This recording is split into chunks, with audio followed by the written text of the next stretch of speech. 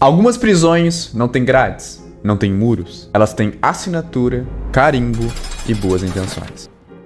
Consolidação das Leis do Trabalho, ou, como é popularmente conhecida, CLT. Para alguns, o escudo que protege o trabalhador médio da cruel exploração capitalista. Para outros, as correntes que aprisionam o trabalhador e o mantêm eternamente pobre. Será que esse modelo, criado para fábricas da década de 40, realmente funciona no século XXI, numa economia digitalizada? Afinal, será que a CLT realmente protege os direitos constitucionais do trabalhador ou apenas o aprisiona em uma rotina exaustiva sob o pretexto de proteção? Fica comigo, porque no vídeo de hoje eu vou te mostrar como a CLT se tornou a maior vilã do trabalhador médio e por que essa pseudo-proteção pode estar ceifando sua liberdade sem que você perceba.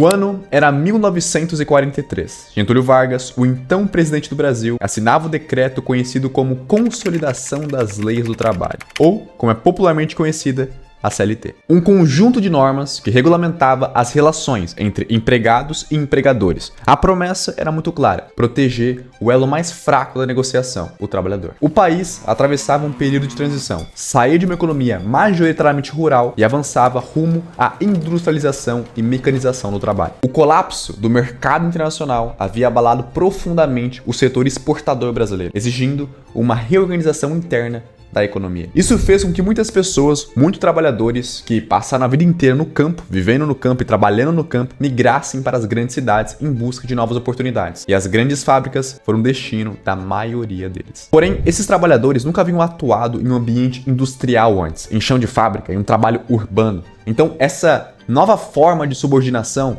não foi lá muito agradável, porque no início não havia horas bem definidas de trabalho. As jornadas eram muito longas e muitas vezes não havia remuneração adicional pelo trabalho. E esse cenário gerou muitas tensões sociais. As greves começaram a ser frequentes. Os trabalhadores não aceitavam. Trabalhadores rurais não aceitavam aquele tipo de negociação de trabalho. Então, muitas tensões sociais foram geradas, muitas greves foram feitas e isso acabou abalando a produtividade das indústrias brasileiras, o que tornou o Brasil menos competitivo no mercado internacional. Foi nesse cenário que o governo de Getúlio Vargas, em 1943, decidiu consolidar a legislação trabalhista existente na época. Com o objetivo declarado de proteger os trabalhadores da exploração nas áreas urbanas e restaurar a ordem social, surgiu a Consolidação das Leis do Trabalho, famosa CLT. A partir dela, o trabalhador médio passou a ter direito a... Segura, Rafão, é muita coisa. Jornada máxima de 8 horas diárias, limite de 48 horas semanais, descanso semanal remunerado, férias anuais remuneradas, adicional noturno, carteira de trabalho obrigatória, regulamentação do trabalho feminino, regulamentação do trabalho infantil e vários outros direitos. E pela primeira vez na história da economia brasileira, o trabalhador médio urbano passou a operar sobre um conjunto sistematizado de regras.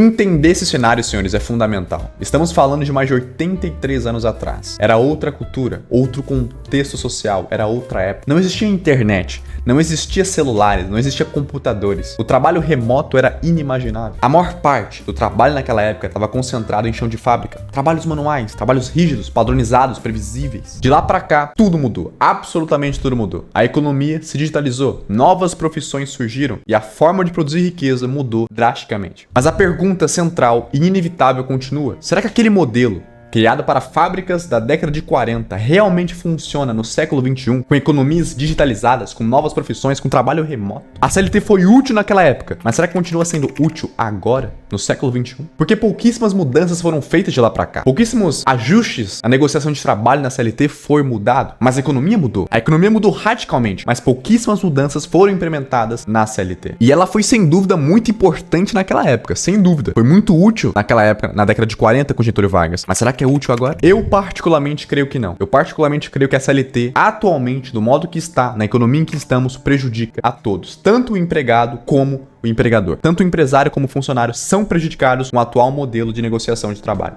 Porque o que temos hoje são trabalhadores exaustos, frustrados, com pouquíssimo tempo e muitas vezes, com pouquíssimo dinheiro. Milhões enfrentam transportes públicos diariamente. Saem de casa antes do sol nascer e voltam espremidos em trens e ônibus extremamente lotados. Enquanto isso, a inflação destrói seu poder de compra. O dinheiro parece subir no papel, nominalmente, mas no mercado parece diminuir. E qual é o resultado disso? Uma rotina exaustiva, pouco flexível e cada vez menos recompensadora. O que antes era visto como formalidade trabalhista, hoje é sinônimo de escravidão moderna. Então você pode se perguntar, poxa, se os trabalhadores estão trabalhando tanto e recebendo pouco, então os empresários devem estar lucrando horrores, certo? Não. Quer dizer, não por isso. Porque a CLT também prejudica o empresário. Deixa eu te dar um exemplo. Um trabalhador médio que recebe R$ 3.600 por mês, na conta dele cai R$ 3.600. Porém, ele não custa R$ 3.600. Na verdade, para a empresa, ele custa, em média, R$ 8.000. R$ 8.000. Mais do que o dobro do salário líquido que ele recebe por mês. Agora, se liga na divisão desses 8.000. 35% desses 8.000 vão direto para o Estado, em formato de INSS patronal, Sistema S, Seguridade Social e outras taxas obrigatórias. Isso antes de tudo. Antes de tudo, já sai 35% direto no bolso do papai Estado. Isso antes de 13º, antes de férias remunerada, antes de qualquer outra coisa, vai direto no bolso do papai Estado. Sobrando, restando 65%. Desses 65%, 20% vão em encargos trabalhistas. Então FGTS, 13º, provisão de férias e outros encargos trabalhistas que vão direto para o Estado em formato de direito para o trabalhador. No papel, dizem que tudo isso é direito do trabalhador, mas o trabalhador não decide. Não foi ele quem arbitrou, quem decidiu se queria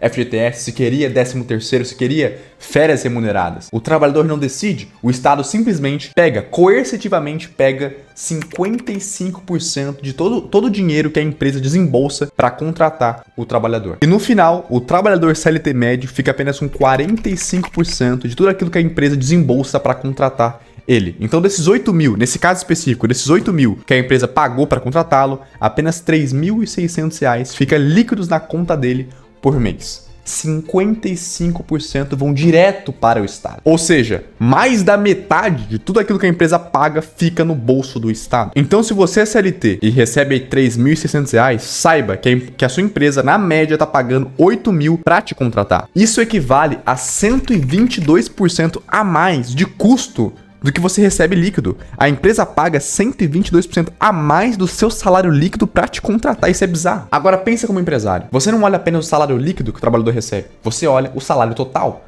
Você olha realmente quanto ele custa no final. Que nesse caso é 8.000. E aí vem a consequência óbvia desse sistema. Isso encarece o trabalhador aos olhos da empresa. O trabalhador médio fica muito caro para a empresa. Aos olhos da empresa, fica um mau negócio, porque ele é muito caro. E quando algo é caro, você compra menos, você adia, você substitui, você dá um jeito, você não contrata. É isso mesmo que você ouviu. Você não contrata. Você, como empresário, não contrata. E a consequência disso é desemprego. Exatamente. É exatamente isso que você ouviu. A CLT gera desemprego, porque ela encarece o funcionário aos olhos da empresa. A CLT, que diz proteger os trabalhadores, na verdade, reduz a quantidade de empregos disponíveis no mercado, porque ela encarece o funcionário aos olhos da empresa. Porque ela transforma o trabalhador, que deveria ser um ativo para a empresa, em um passivo, em algo que você deveria evitar, em um risco financeiro. E aí o resultado é claro. Isso gera menos vagas, mais desemprego e mais informalidade. Agora, senhores, pensem comigo. Quem realmente sai ganhando nesse acordo? Quem é o único beneficiado desse acordo de contratação? Porque o empresário, ele assume muitos riscos. Se a empresa for bem, ele enriquece de fato. Mas se a empresa for mal, e a maior parte vai mal, ele tá ferrado. Porque ele arca com todos os prejuízos, ele arca com todos os riscos. Se der errado, é ele que vai pagar o salário de todos. É ele que paga o salário dos funcionários, independentemente se deu certo ou errado. É ele quem arca com todos os riscos. E o funcionário, por sua vez, é ele quem trabalha muito. É ele quem sai de casa cedo, enfrenta transportes públicos lotados, é ele quem se arrisca, é ele quem vai pra cima, é ele quem trabalha, se esforça, se empenha pra empresa e fica competitivo no mercado, se qualifica, estuda aquela função e trabalha bastante para a empresa. Então os dois lados, o empregado e o empregador do empresário, ambos se arriscam, ambos se esforçam e ambos merecem o que recebem. Mas qual é o único? O único que não trabalha, que não se arrisca, que não se esforça e recebe tudo garantido. Todo mês garantido, direto da fonte, direto da receita. O Estado. O Estado não trabalha, o Estado nessa operação ele não trabalhou, o Estado ele não se esforçou, não se arriscou e ainda assim assim é ele que fica com a maior parte do salário do funcionário. Eu sei que é risível, mas é verdade. É o Estado que fica com a maior parte desse benefício. Sem trabalhar, sem se esforçar, com algo garantido, sem riscos. O Estado arrecada antes, arrecada com garantia, arrecada sem correr riscos, arrecada sem trabalhar, arrecada e arrecada e arrecada sempre. E dessa forma, é o Estado e não o funcionário quem enriquece, porque é ele quem arrecada. Ele arrecada se der certo, ele arrecada se der errado. Ele arrecada quando a empresa vai bem, pelos impostos, ele arrecada quando a empresa vai mal. De qualquer forma, ele arrecada, ele não corre riscos, ele não se empenha, ele não trabalha, ele não inova. Ele apenas arrecada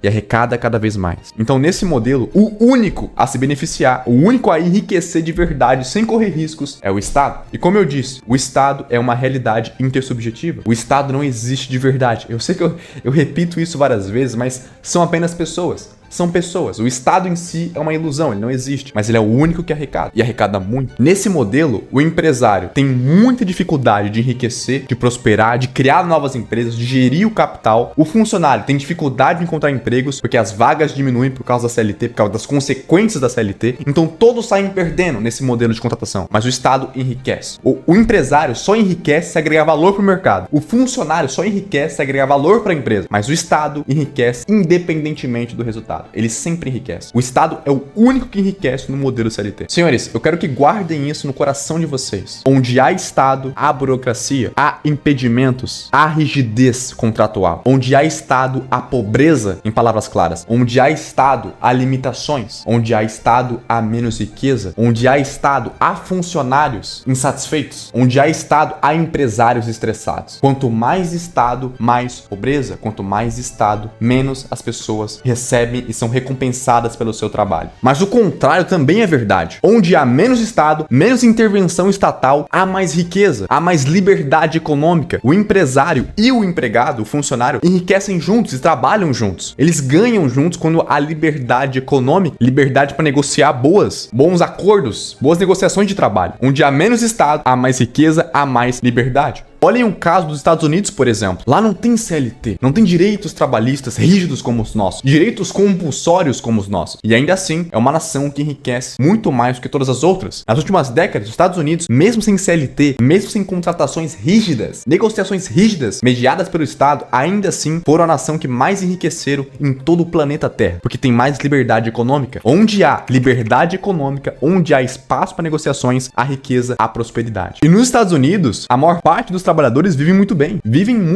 muito mais do que aqui, por exemplo, porque lá, embora não tenha direitos trabalhistas, eles são bem recompensados. E veja, isso aqui é muito importante. O único direito que o trabalhador tem é dinheiro no bolso. É isso que te protege. Essa é a coisa mais importante. E esqueçam direitos. É grana no bolso. É isso que te protege. É dinheiro no bolso. É ser bem recompensado. É ter o seu trabalho reconhecido pelas empresas. É isso que te protege. Essa é a única vantagem do trabalho. Não é direitos estatais garantidos pelo Estado. Nada. É dinheiro no bolso. Essa é a coisa mais importante. Lá, o trabalhador vive muito melhor, consome mais, ganha mais, tem mais poder de compra, tem mais tudo e vive muito melhor. E é por isso que muitos brasileiros, mesmo aqui tendo CLT, tendo direitos trabalhistas garantidos, saem daqui de um país com muitos direitos trabalhistas e vão pra lá. Um país que você pode ser demitido a qualquer momento, se você atrasar você é demitido, que não tem FGTS, não tem férias remuneradas, não tem nada. Lá não tem nada de direitos trabalhistas e ainda assim você pode prosperar. Então as pessoas saem daqui com muitos direitos trabalhistas e vão trabalhar lá.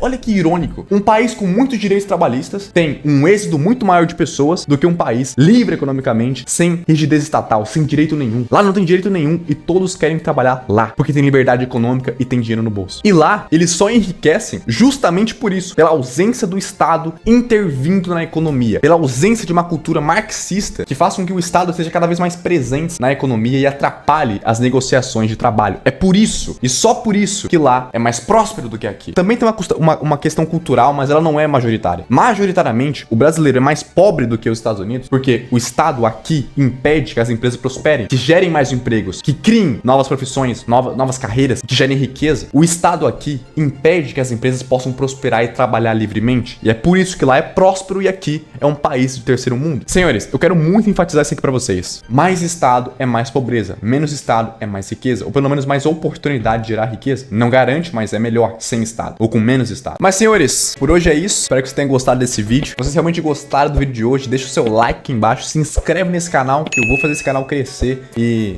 Quem sabe alcançar aí 1 milhão de inscritos ainda esse ano. Não, esse ano não, esse ano eu chapei, mas pelo menos aí uns 100 mil inscritos ainda esse ano. Então, ó, deixa o seu like aqui embaixo, se inscreve nesse canal, porque esse vídeo foi um dos vários vídeos que eu vou fazer a respeito de economia, a respeito de liberdade econômica. Então se você gostou da ideia desse canal, deixa o like aqui embaixo, me acompanha nessa jornada rumo aos 100 mil inscritos em 2026. Mas senhores, por hoje é isso. E aristocratas, nos vemos no topo.